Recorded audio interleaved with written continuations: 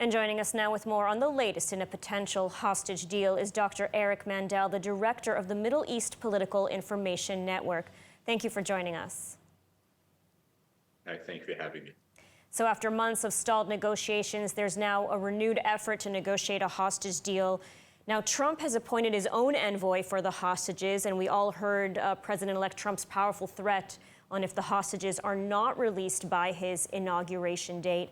How involved is Trump and his team in the hostage negotiations? You know, his envoy was just meeting with Qatari officials. Who is taking the lead now? Is it Trump? Is it Biden? What's going on? It is a little confusing. I'm of the mind that really we should have only one president at a time. So I think hopefully they're on the same line here.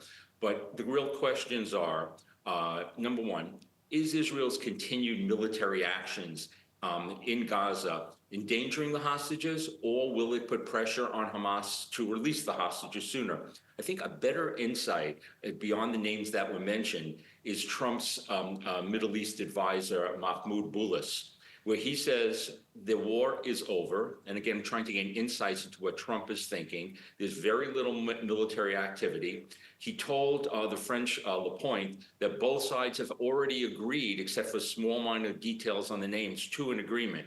So I think the Netanyahu administration is basically following what Trump wants to happen to get a hostage deal done. But it still goes to the big question. What is a post-war settlement? What will happen? And I guess the thing that concerns me most from American national security interest is if Hamas is left in place and there is a hostage deal, what will the Trump administration do if Israel needs, and not if, Israel will need to remain in Gaza really for years like they're doing in the West Bank?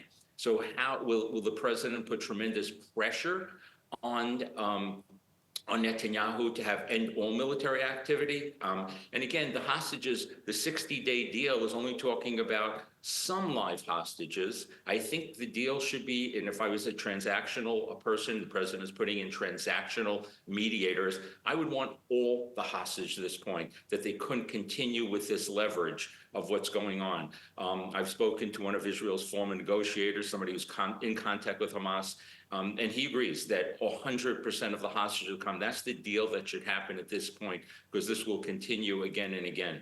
Mm-hmm.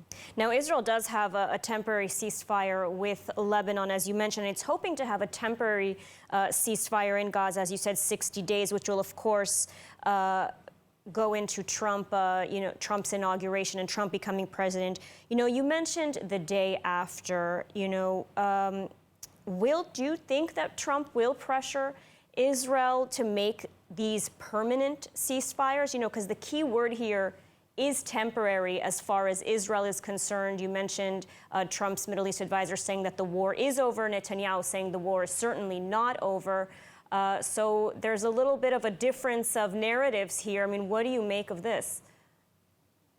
Well, if I could speak to the Trump administration, I would have to say that these wars will not be over. We will hopefully have good ceasefires, and that's the best you could expect at this point of time. Gaza and Lebanon are two different animals. Lebanon is a real nation, but a totally failed state that even though Hezbollah has been tremendously weakened, they are still basically in control there. Gaza is something that's self-contained. It is something that there is no, again, day after of what's there. Netanyahu doesn't want any PA, Palestinian Authority, involvement that's there, and that is a big problem. I'm not saying that the PA should be there, but you need to have something there, and if Hamas is not totally destroyed there as a military and governing entity, no other nation would want to put their soldiers in harm's way, whether they're Emiratis or Germans or Saudis. So I think they really need to get to some kind of day after in Gaza. But the ceasefire up north, that's tenuous.